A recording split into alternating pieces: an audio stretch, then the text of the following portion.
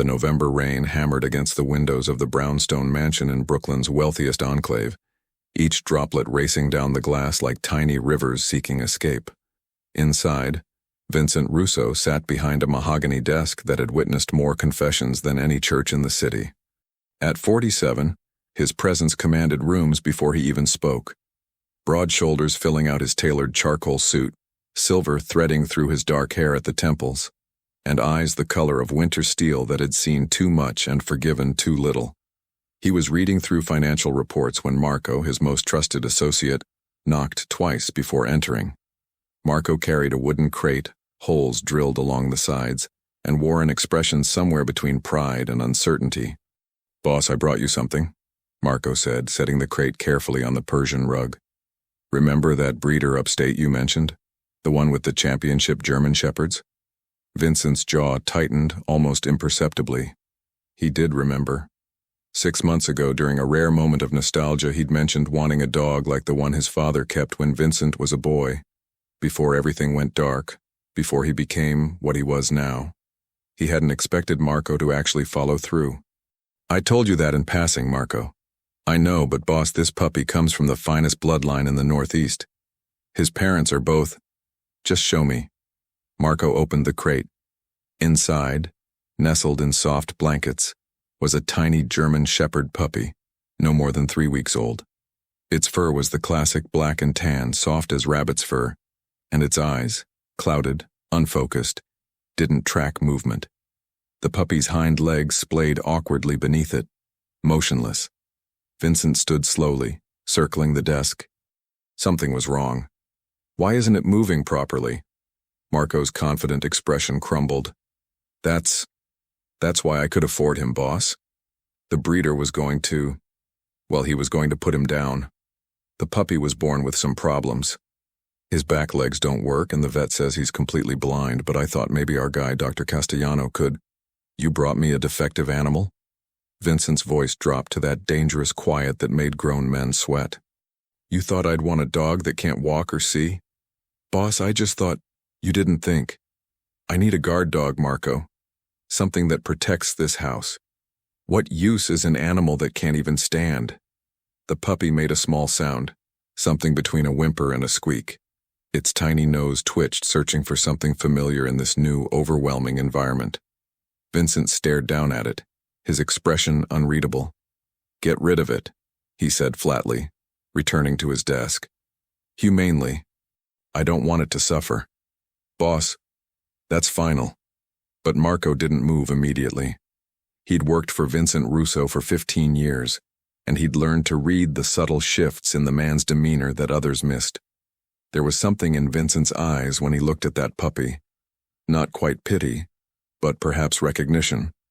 "There might be another option," Marco ventured carefully. "I heard about this girl. Works at an animal rehabilitation place in Queens. Emma Walsh. She's got a reputation for taking cases nobody else wants. Animals with disabilities, behavioral problems, the ones everybody else gives up on. Maybe she could care for the puppy for a week or two. If there's no improvement, then we make the call." Vincent's pen stopped moving across the paper. The rain continued its assault on the windows, and somewhere in the house, a clock chimed 7 times. "1 week," he said without looking up. "If the animal shows no improvement, you handle it. And Marco, this is the last time you make a decision like this without consulting me first." "Understood, boss. I'll call her tonight."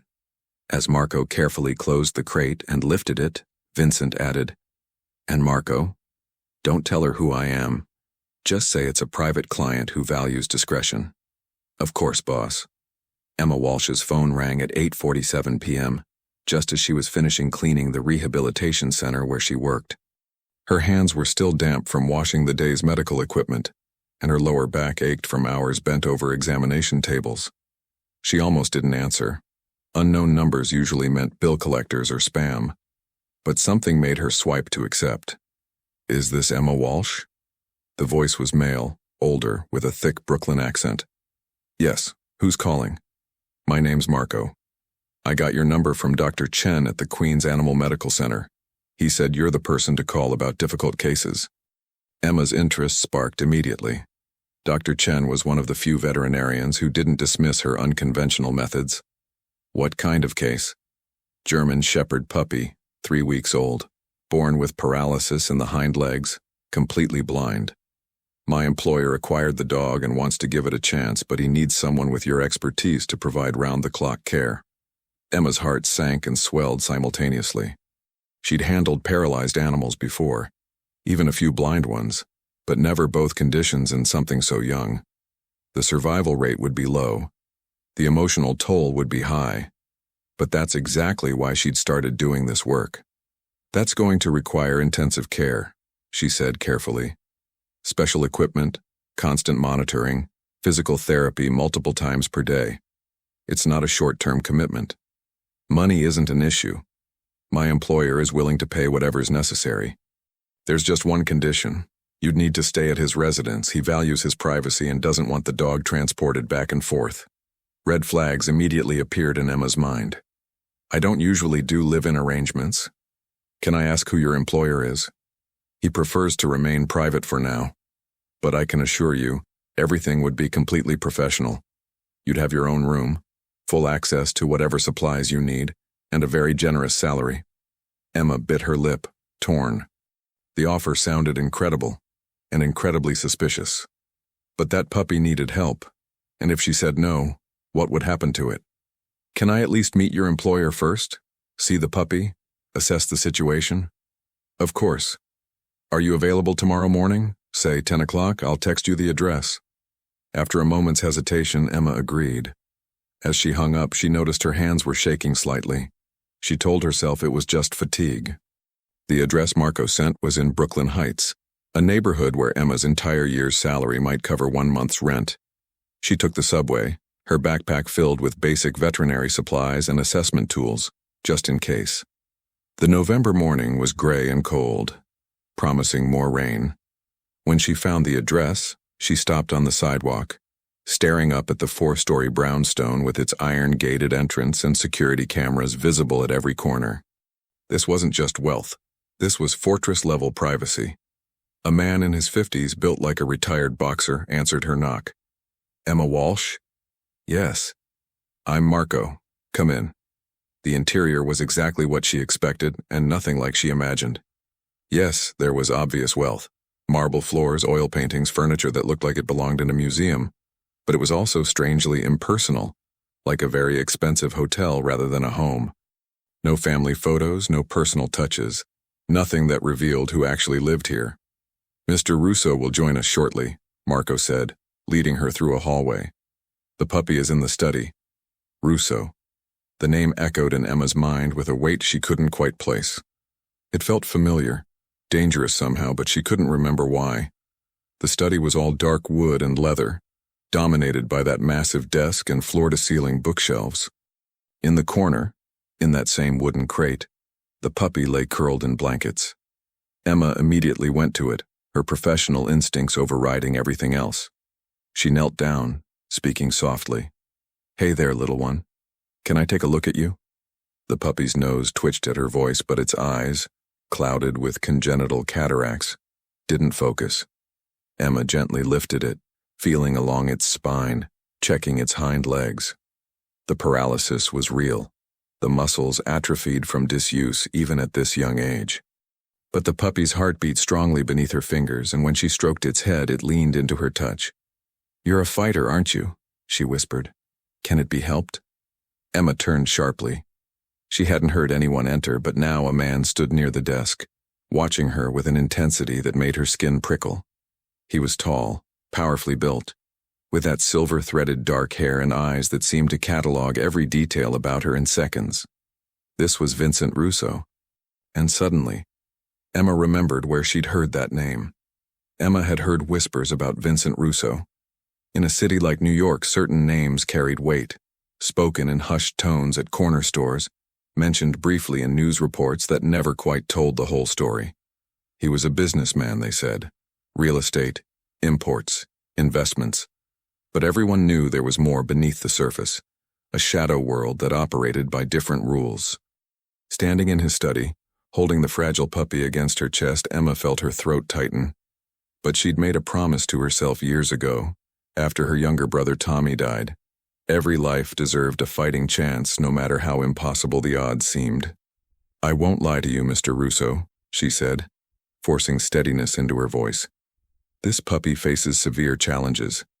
The paralysis might be permanent, and the blindness certainly is. But with proper care, physical therapy, and adapted equipment, he could have a quality life. It won't be easy, and it won't be quick." Vincent's expression remained unreadable. "How long?" "Minimum 3 months of intensive care to see real progress. Maybe longer." "And if there's no improvement?" Emma met his cold gaze directly. "Then at least he'll have known comfort and care for whatever time he has. That matters." Something flickered across Vincent's face, surprise perhaps that she'd speak to him so directly. Marco shifted uncomfortably near the doorway. "You can stay," Vincent said abruptly. "Marco will show you to your room. Make a list of everything you need, equipment, supplies, whatever. It'll be here by tonight." "I need to name him," Emma said. "For the therapy to work, he needs to learn to respond to his name. It's a dog. He's a living being who deserves dignity." The silence stretched between them like a taut wire. Finally, Vincent nodded once. "Name him whatever you want." Emma looked down at the puppy in her arms, at his clouded eyes and useless legs, at the way he'd already begun to relax against her warmth. "Apollo," she said softly, "because even when you can't see the sun, it's still there." If Vincent understood the deeper meaning, the God who couldn't save his own son, the burden of impossible expectations, he didn't show it. He simply turned back to his desk, a clear dismissal. Emma's room was on the 3rd floor, spacious and impersonal, with a view of the private garden behind the house. Marco brought her suitcase from where she'd left it in the entryway, along with Apollo's crate. "Some ground rules," Marco said, his tone businesslike but not unkind. "Don't go into Mr. Russo's private quarters, 2nd floor, east wing. Don't answer the door. Don't ask questions about visitors or phone calls. Keep to yourself and focus on the dog. And if there's an emergency?" "With the dog?" "There's a phone in your room. Dial 0, it reaches me directly. Any other kind of emergency?" Marco's expression hardened. "There won't be. This house is the safest place in Brooklyn."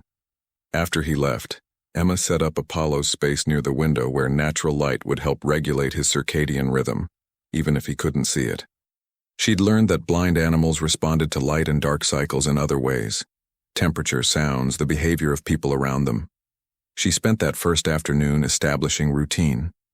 Every 2 hours, she'd lift Apollo and massage his hind legs, working the joints to prevent further atrophy. She hand-fed him puppy formula from a bottle, speaking constantly so he'd learn her voice.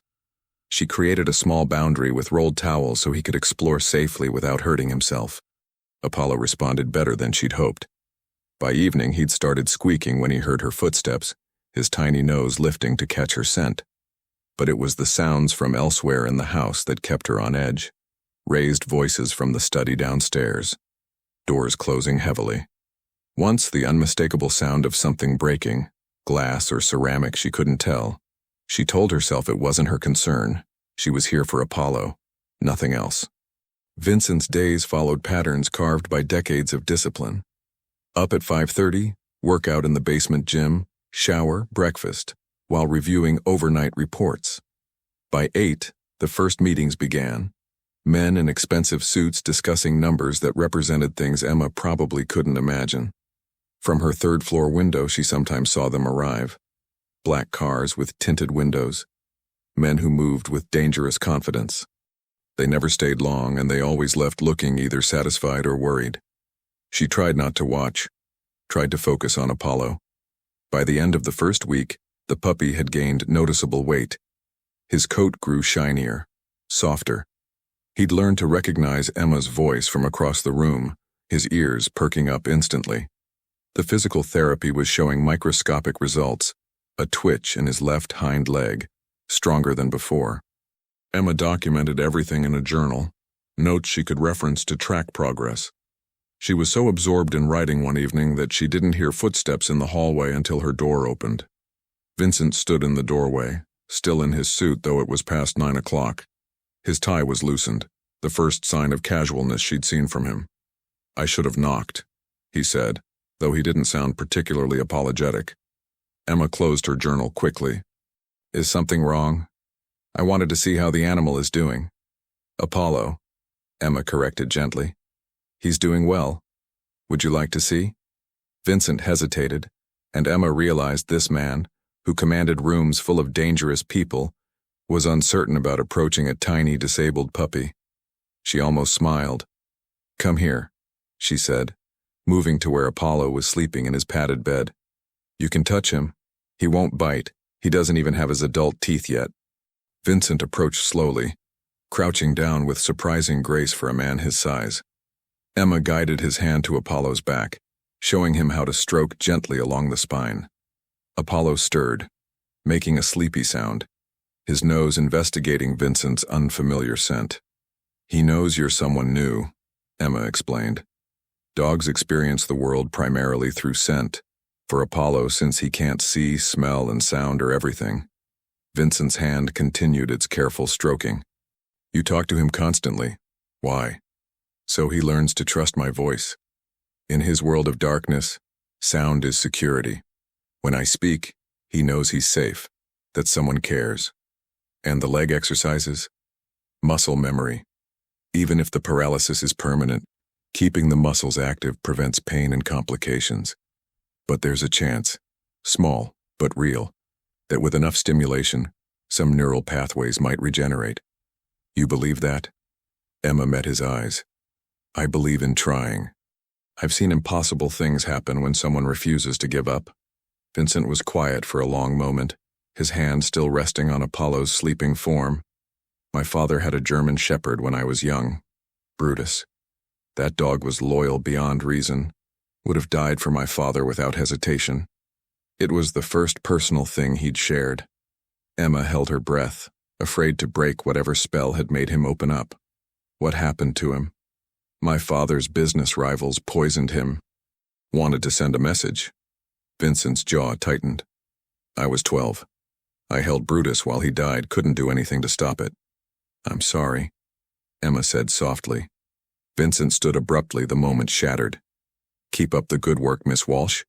Marco says you need more equipment, physical therapy tools." "Yes, a few specialized items would help." "Make the list. You'll have them by morning." He was gone before she could respond, the door closing with careful quietness behind him. The second week brought unexpected challenges. Two of Vincent's men, Antonio and Sal, made their disapproval of Emma's presence clear. They'd pass her in the hallway with cold stares, making comments just loud enough for her to hear.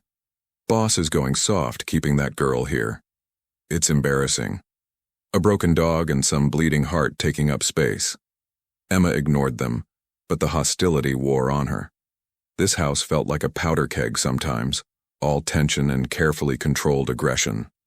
3 weeks had passed since Emma arrived at the brownstone, and Apollo had transformed in ways that defied the veterinarian's initial prognosis. The puppy had nearly doubled in size, his coat now lustrous and thick. More importantly, he'd begun responding to physical therapy with remarkable determination. His hind legs, though still weak, showed occasional twitches of voluntary movement, small miracles that made Emma's heart soar each time she witnessed them. She'd constructed a makeshift wheelchair from PVC pipe and fabric, allowing Apollo to move around her room independently.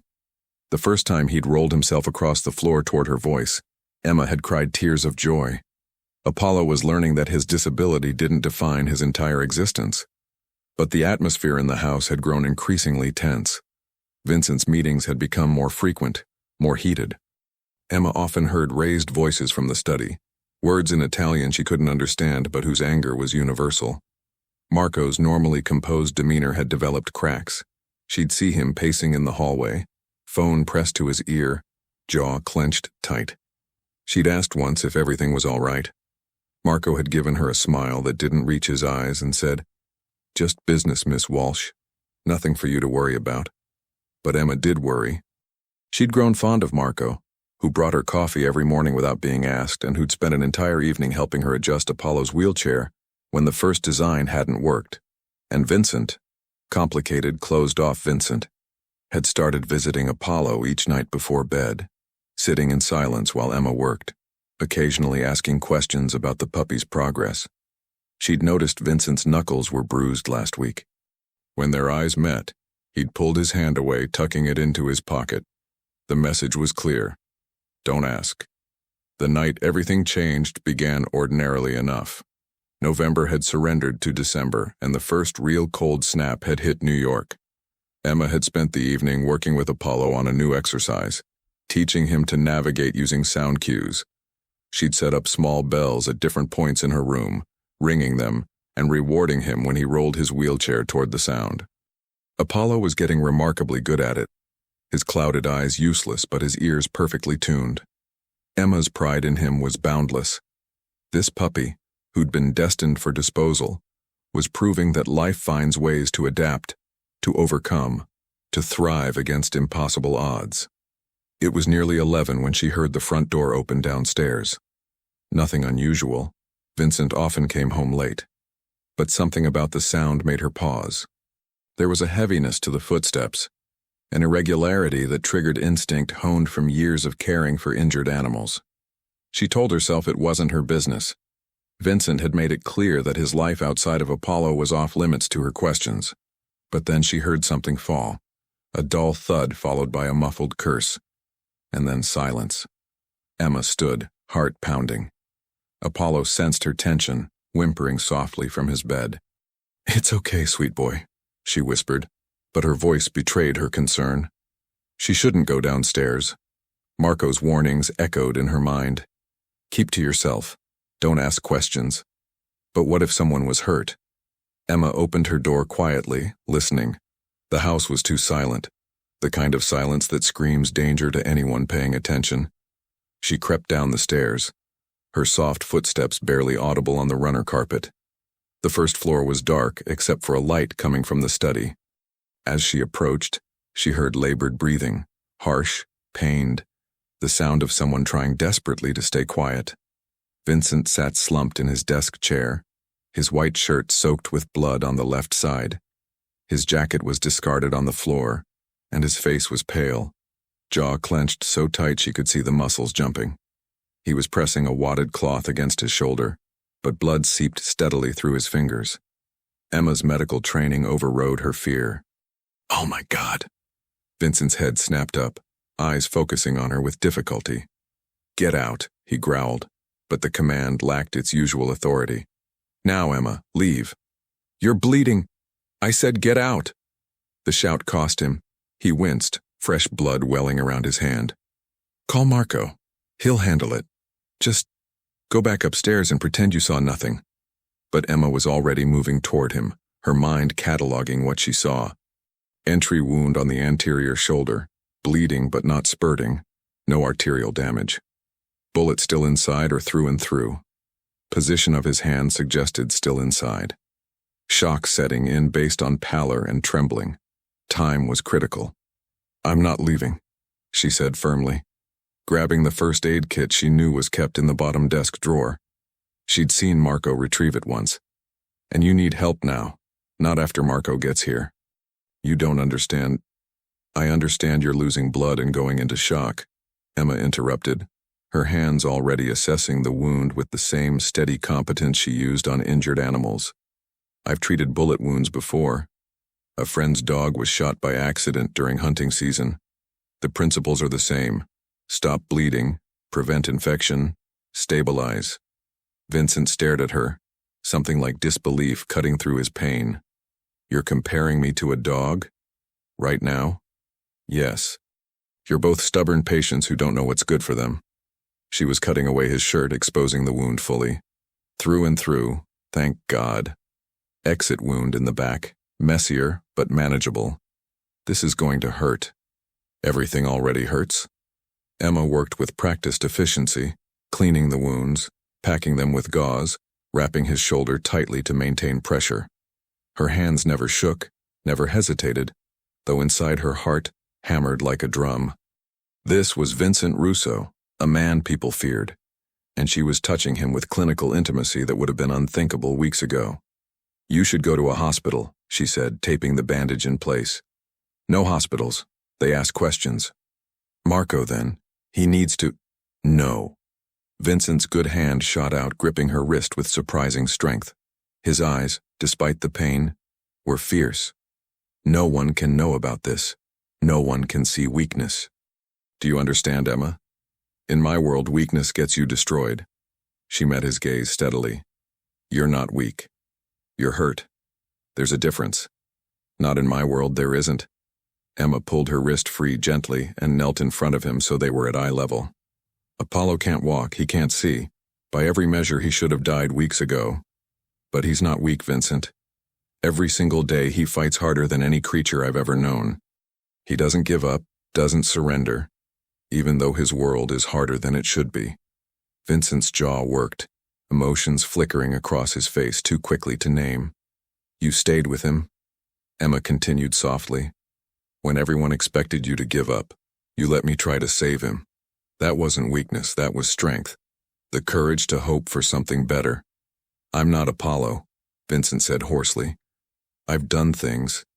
Emma, you don't know what I am. What I've done. The people I've... He stopped, shaking his head. I'm not worth saving. Emma's eyes filled with tears she didn't try to hide. Apollo needed someone to stay when everyone wanted to give up on him. So do you.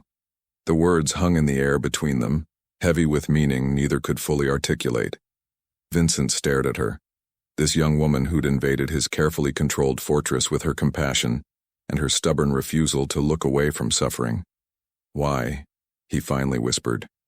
Why do you care? Because someone has to. Emma's voice cracked slightly. My little brother, Tommy. He was sick for years. Cancer. Everyone talked about survival rates and statistics and realistic expectations. But I sat with him every single day and told him he mattered, that his life had value regardless of how long it lasted. And when he died, she took a shaky breath. When he died, I promised myself I'd never let anyone feel like they were disposable. Not animals, not people, not you. Something broke in Vincent then. Something that had been calcifying around his heart for decades. His carefully maintained walls crumbled, and before he could stop himself, words poured out. I've hurt people, Emma. Destroyed families. Made decisions that ended lives. I tell myself it's business, that it's the world I was born into, but I know what I am. His voice dropped to barely a whisper. I'm exactly what people fear. You're also the man who couldn't bring himself to let Apollo die, Emma said gently, who watches him every night like you're afraid he'll disappear, who bruised your knuckles. She gestured to his right hand, probably defending someone or something, because I've seen how you look at Marco, at the others. You protect them. The morning after Vincent's injury arrived with pale winter sunlight filtering through frost-covered windows. Emma had refused to leave his side through the night, monitoring his vital signs with the same vigilance she'd shown Apollo in those first critical days. She'd dozed fitfully in the leather chair opposite his desk, waking every hour to check his temperature, his breathing, the bandages for fresh bleeding. Vincent had finally fallen into exhausted sleep around 4 a.m, his face relaxed in a way Emma had never seen before. Without the rigid control he usually maintained, he looked younger somehow. Less like an untouchable force and more like a man carrying unbearable weight. Marco found them there at dawn. He stood in the doorway, taking in the scene with sharp eyes that missed nothing. Vincent's bandaged shoulder, Emma's exhausted vigilance, the bloody shirt crumpled on the floor. Miss Walsh, he said quietly, perhaps you should get some rest. I'll sit with him. Emma shook her head.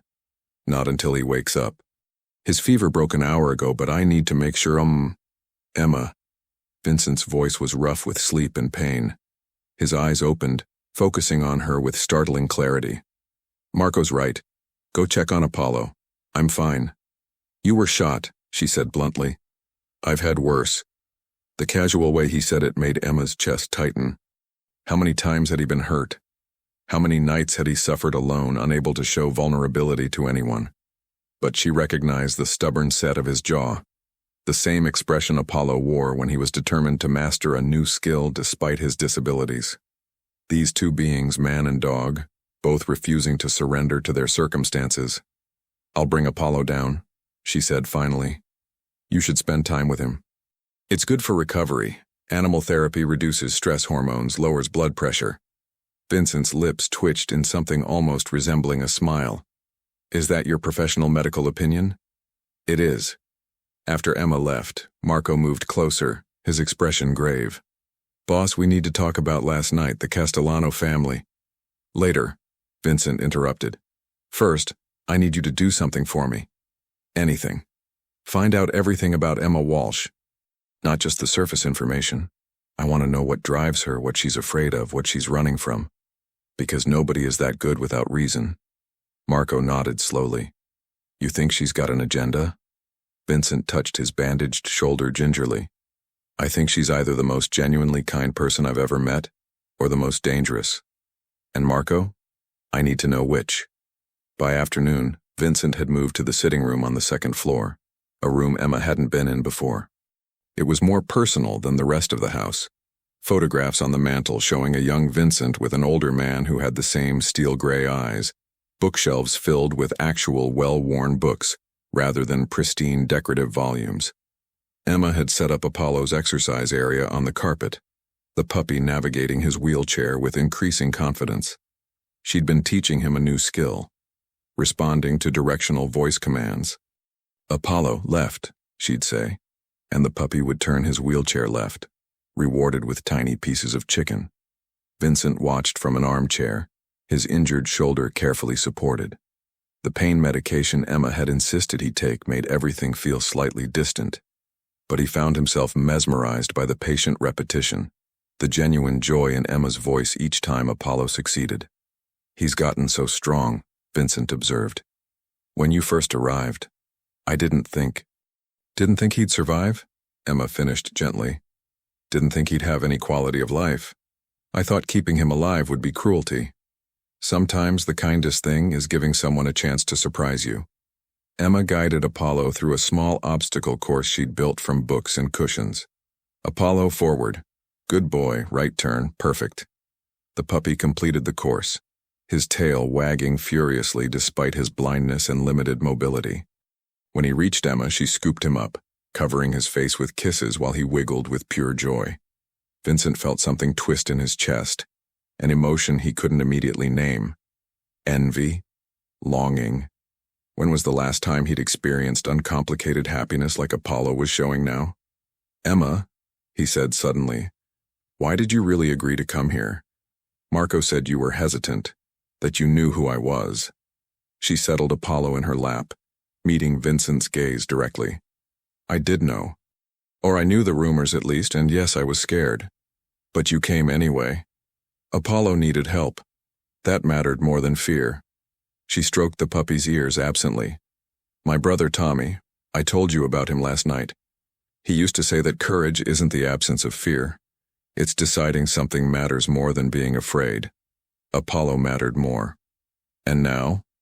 Emma was quiet for a long moment, her fingers buried in Apollo's soft fur. Now I think maybe you both needed help. And maybe I needed to be here too. Before Vincent could respond, Marco entered with a folder. His expression was carefully neutral, but Vincent recognized the subtle tension in his posture. Boss, that information you requested? Vincent took the folder but didn't open it immediately. Give us a moment, Marco. After Marco left, Vincent stared at the folder in his hands. Inside would be Emma's secrets, her vulnerabilities, her past, everything she might be hiding. In his world, information was currency, leverage, protection. He'd built an empire on knowing more than his adversaries. But as he watched Emma helping Apollo practice standing on his hind legs, supporting his weight with infinite patience, Vincent made a choice that would have shocked every person who knew him. He tossed the folder into the fireplace. The flames caught quickly, consuming whatever secrets lay inside. Emma looked up, startled. What was that? Nothing important, Vincent said. And for the first time in decades, he chose trust over control. The next 2 weeks brought unexpected changes to the house's rhythm. Vincent's shoulder healed rapidly. Emma's careful treatment had prevented infection, and his natural resilience did the rest. But something more fundamental had shifted between them. Vincent began spending mornings with Emma and Apollo, learning the therapy routines. His large hands, so capable of violence, proved surprisingly gentle as he massaged Apollo's hind legs, following Emma's instructions with careful precision. "Apply pressure here," Emma would guide, placing Vincent's fingers at specific points. "Feel that? That's the muscle responding. It's small, but it's there." And it was there. Apollo's progress had accelerated dramatically. His hind legs, while still weak, could now bear weight for several seconds. More remarkably, his clouded eyes had begun showing response to light and shadow. Complete vision was impossible, but he'd developed the ability to perceive movement, to navigate around obstacles he sensed rather than saw. "He's extraordinary," Vincent said one morning, watching Apollo push his wheelchair across the room with growing confidence. "He should have been impossible." "Most miracles are," Emma replied softly. But outside the peaceful cocoon they'd built around Apollo, Vincent's business world was fracturing. The Castellano family, rivals who'd been encroaching on his territory, had grown bolder after the shooting. They saw his injury as weakness, an invitation to push harder. Antonio and Sal pressed him for aggressive response. "Boss, we need to send a message. Show them you're still strong." But Vincent found himself hesitating in ways he never had before.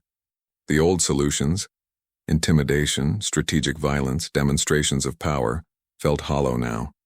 He'd look at Apollo overcoming impossible odds through determination and adaptation, not force, and wonder if there were other ways to solve problems. Emma noticed his distraction during their sessions. "Something's wrong," she said one evening after Vincent had been particularly quiet. "Business complications. The kind that get people hurt." Vincent's jaw tightened. "In my world, that's often how complications are resolved. Is there another way?" "I don't know," he admitted. "I've been doing this for 30 years, Emma. Violence and intimidation. That's the language I speak. That's what keeps people in line, what maintains order." Emma was quiet, settling Apollo into his bed for the night. The puppy immediately curled up, exhausted from the day's therapy. "When I first started working with disabled animals, I thought I had to force them to adapt, push them harder, make them overcome through sheer determination. But you know what I learned?" Vincent shook his head. "The ones who succeeded weren't the ones I pushed hardest. They were the ones who felt safe enough to try, who trusted that failure wouldn't mean abandonment. Strength doesn't always look like dominance, Vincent. Sometimes it looks like creating space for change." Her words haunted him that night as he lay awake, shoulder aching despite the healing. In the darkness, he confronted truths he'd been avoiding for decades. The empire he'd built was maintained through fear. Yes, but what kind of legacy was that? What would remain when he was gone except more violence, more pain, an endless cycle? Apollo had taught him something profound. True strength wasn't about power over others.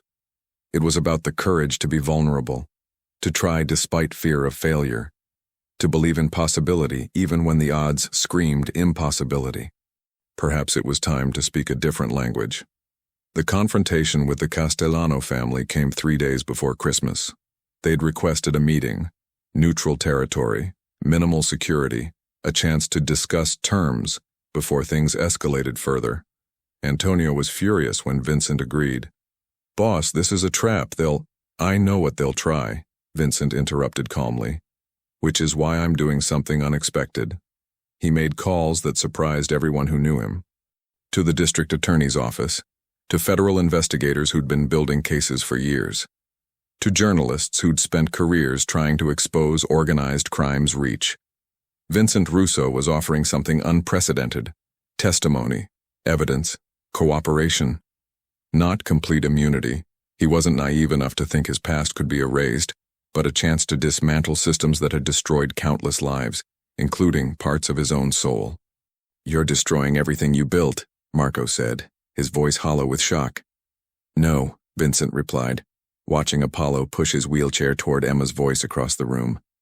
"I'm building something different, something that might actually matter." The legal process would take months, maybe years.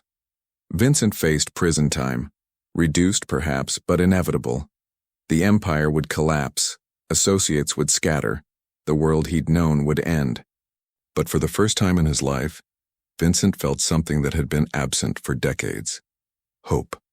The final scene took place on a February morning, bright and cold, in Central Park. Apollo, now 5 months old, had graduated to a more advanced wheelchair that allowed him greater mobility. His legs, while still weak, could support him for short periods. His vision, though limited, let him perceive Emma's shape against the white snow. Emma threw a soft ball that jingled when it moved. "Apollo, find it!" The puppy, tail wagging furiously, rolled his wheelchair toward the sound, his nose twitching to catch the scent. When he reached it, he managed to stand on trembling hind legs for nearly 10 seconds, long enough to nose the ball toward Emma. She erupted in cheers, scooping him up for a celebratory hug. "You did it! Oh, sweet boy, you did it!" Vincent watched from a nearby bench, his face transformed by a genuine smile, something Marco said he'd never seen before. The legal proceedings had begun, Vincent's cooperation already dismantling operations that had persisted for generations. He'd face consequences, certainly, but he'd also finally sleep without nightmares. Emma brought Apollo over, the puppy panting happily in her arms. "Did you see?" He stood for almost 15 seconds. "I saw." Vincent reached out to stroke Apollo's head, and the dog leaned into his touch, completely trusting. "He's come so far." "We all have," Emma said softly, her eyes meeting Vincent's with understanding that went beyond words. Vincent had asked Emma to stay, not as Apollo's caretaker, but as something more, a partner in the uncertain future he was building. She'd agreed, not because she'd stopped being afraid of his past, but because she'd seen his capacity for change, his willingness to become something better. They sat together on that bench, watching Apollo explore the snow with his wheelchair, a dog who'd been destined for disposal now living fully, despite his limitations. Around them, the park bustled with life. Joggers, families, couples, all unaware that they were witnessing a small miracle. A man who'd believed himself beyond redemption, learning that change was always possible. A woman who'd lost her brother, finding purpose in saving the broken.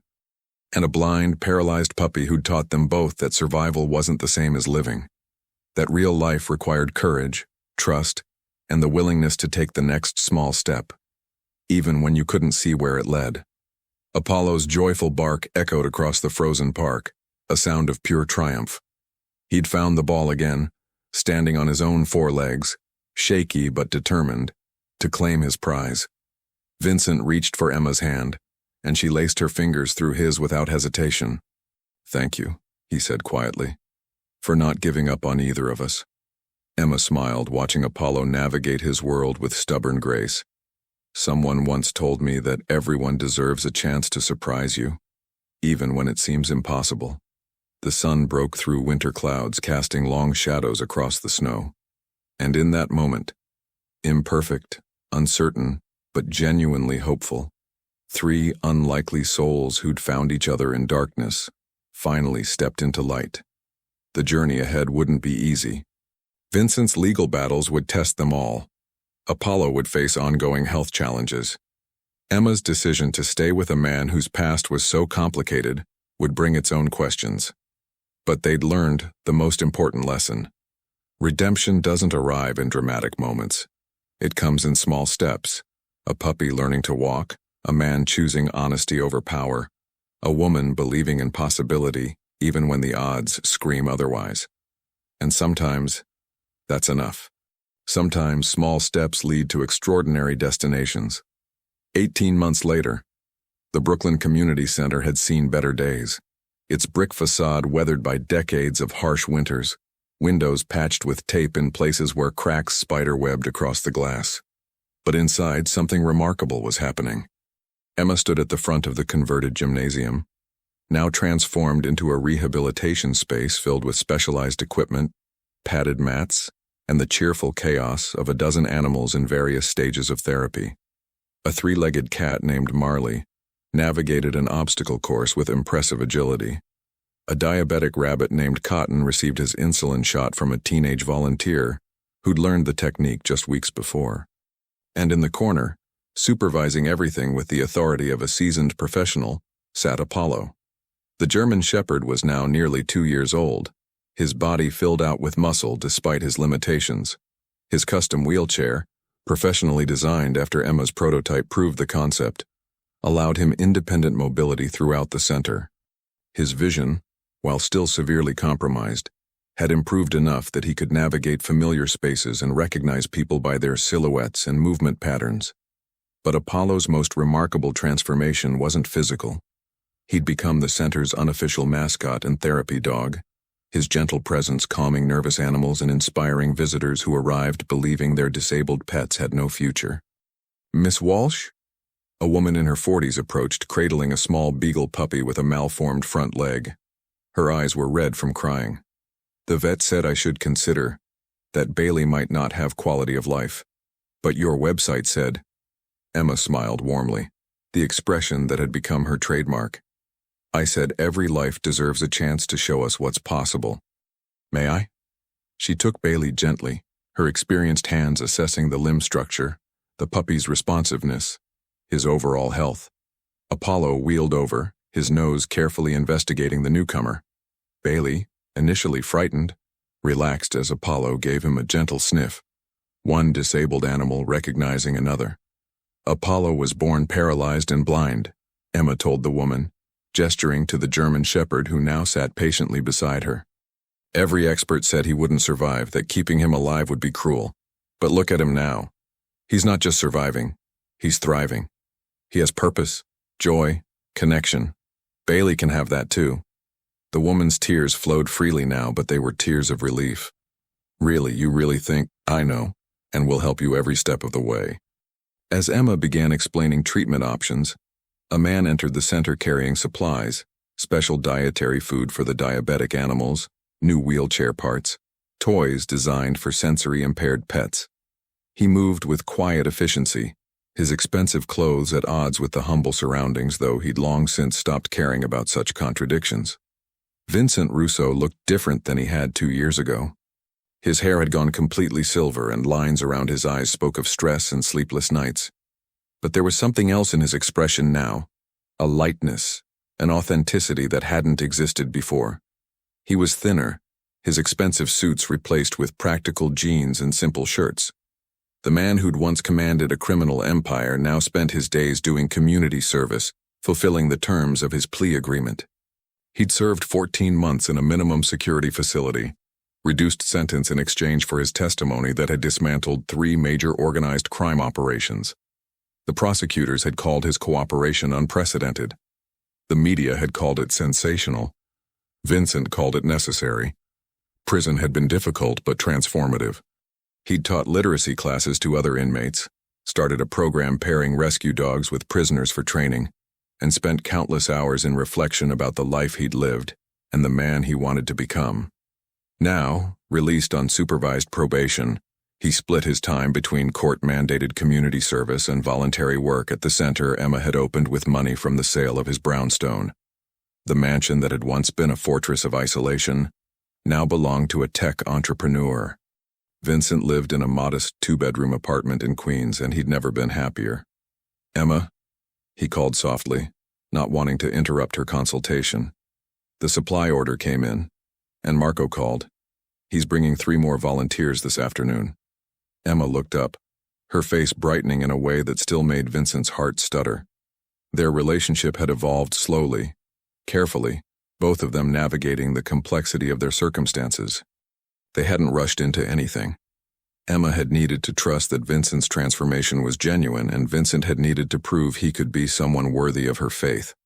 6 months ago, after Vincent's release, they'd finally acknowledged what had been growing between them since that night he'd been wounded. It wasn't a fairy tale romance.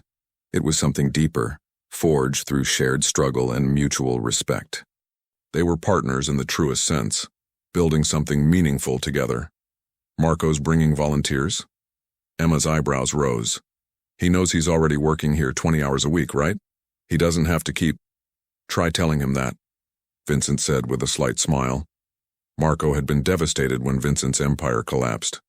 He'd lost his livelihood, his identity, his sense of purpose. But like Vincent, he'd discovered that destruction could lead to reconstruction. Now he managed the center's operations, coordinated volunteers, and handled outreach to veterinary clinics across the city. His organizational skills, once used for illegal operations, proved invaluable for legitimate nonprofit work. He'd also adopted 2 special needs dogs of his own, a fact that never failed to amuse Vincent. Marco, the former enforcer who'd intimidated grown men with a look, now spent evenings doing physical therapy exercises with a paralyzed dachshund named Meatball. The afternoon brought a steady stream of visitors. A family considering adopting a deaf cat. A college student researching prosthetics for her engineering thesis.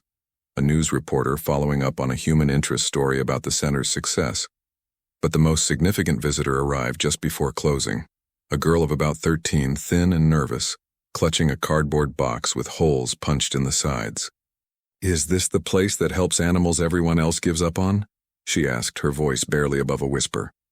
Emma approached gently, recognizing trauma when she saw it. "It is. I'm Emma. What's your name?" "Jasmine. I found—" The girl's voice cracked. "I found him in a dumpster behind our building. He's hurt real bad, and my mom says we can't afford a vet. And I tried calling shelters, but they said he's probably too damaged and I should just—" She couldn't finish. Emma carefully took the box, opening it to reveal a kitten maybe 8 weeks old, with severe burn scars across his back and a mangled left ear. He was malnourished, frightened, and clearly in pain.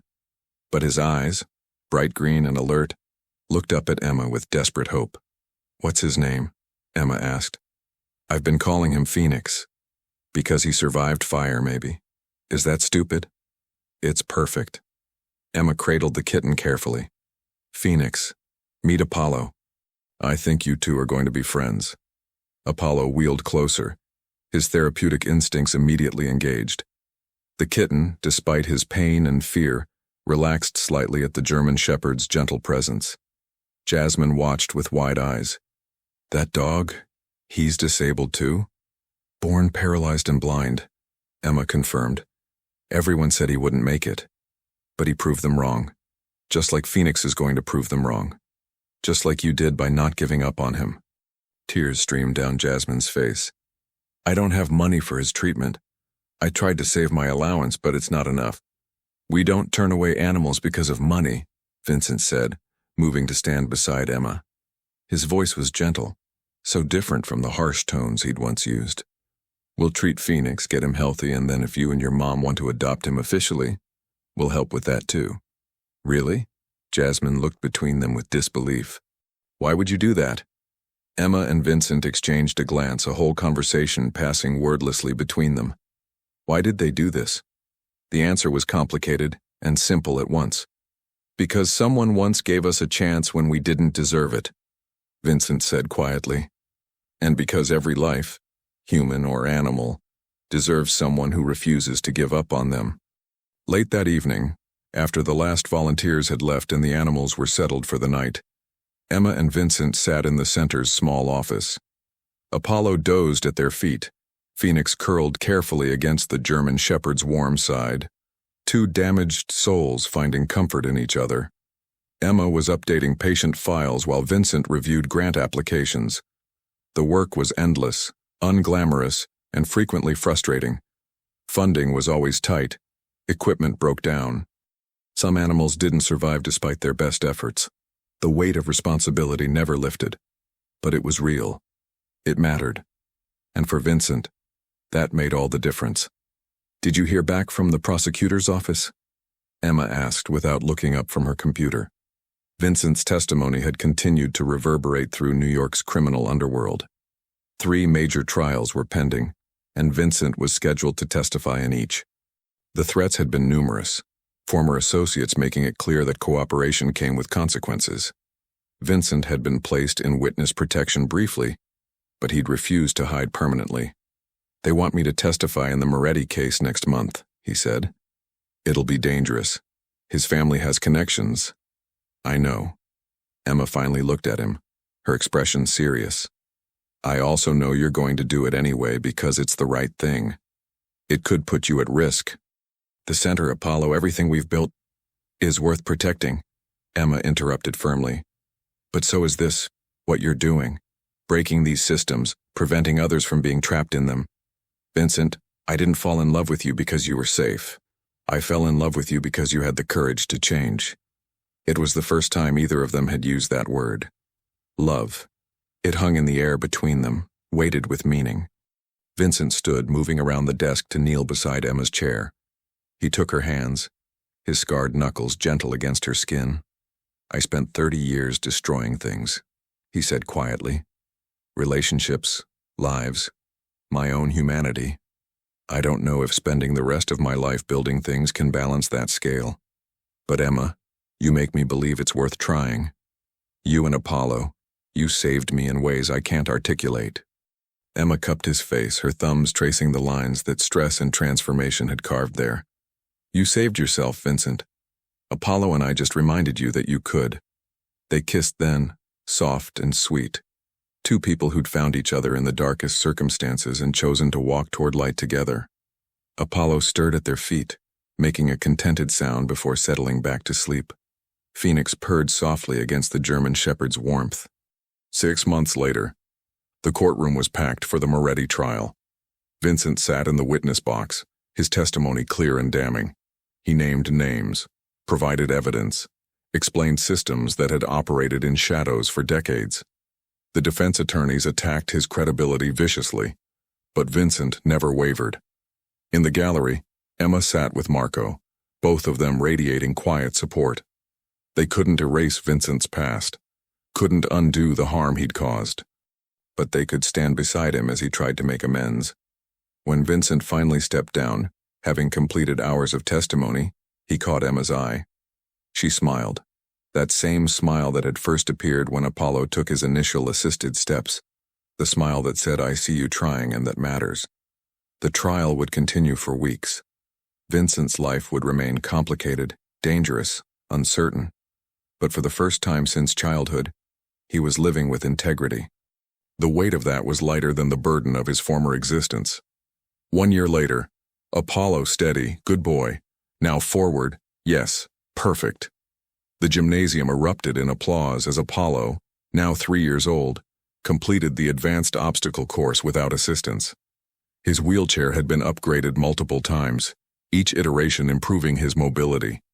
His vision, while still limited, allowed him to navigate complex environments. More importantly, his spirit remained unbreakable. The event was the center's second annual fundraiser, attended by hundreds of people who'd been touched by their work. Animals who'd been saved showcased their progress.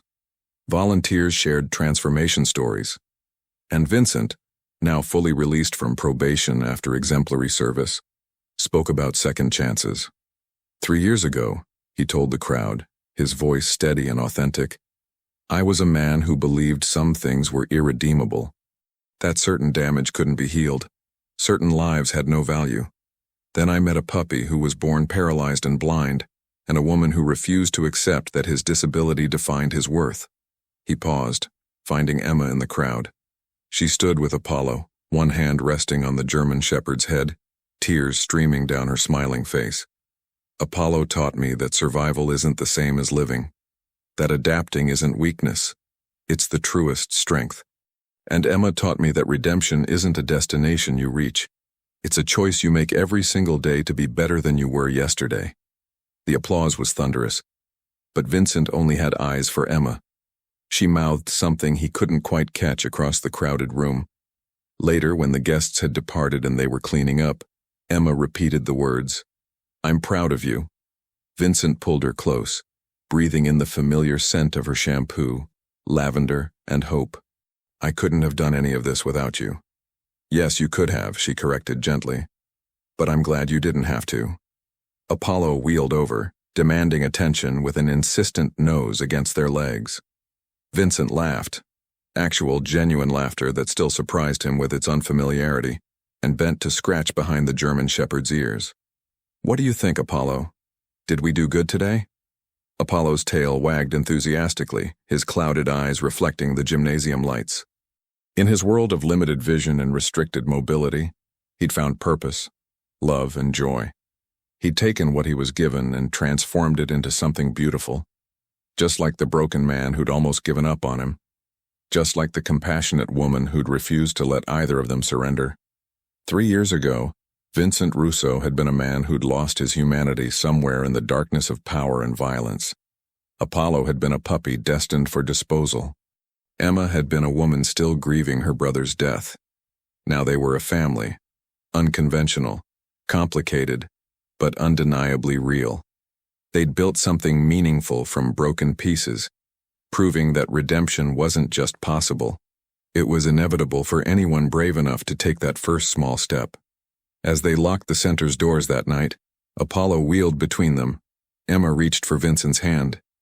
Above them, stars pierced through New York's light pollution, tiny pinpricks of hope in the vast darkness. "Ready to go home?" Emma asked. Vincent looked at her, at Apollo, at the center they'd built together from nothing. Home wasn't a place anymore. It was this connection, this purpose, this daily choice to create light instead of darkness. "Yeah," he said softly. "I'm ready."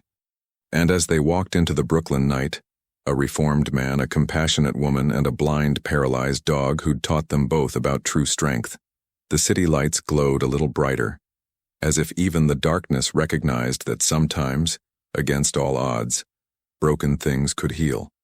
Sometimes the unwanted gift becomes the greatest blessing. Sometimes, small steps lead to extraordinary destinations. And sometimes redemption arrives exactly when you've stopped believing it's possible. Carried on 4 wheels and guided by a voice that never stopped saying, "You're worth saving, all of you."